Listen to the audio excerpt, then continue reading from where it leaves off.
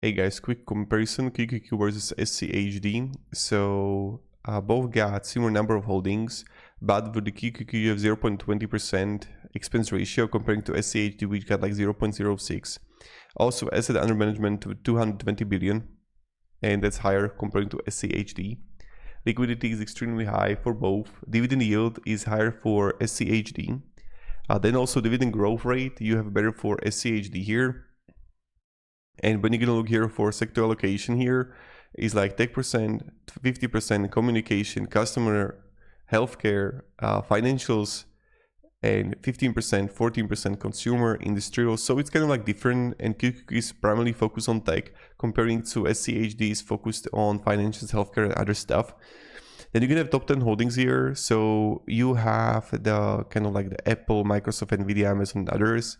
Here you have like Broadcom, AbbVie, PepsiCo, and you have kind of like the different things here. The kind of like the projection here for both, you see that it's kind of like even similar here, but it really depends like about the future. So that's pretty much it, like important things that you have to be aware of.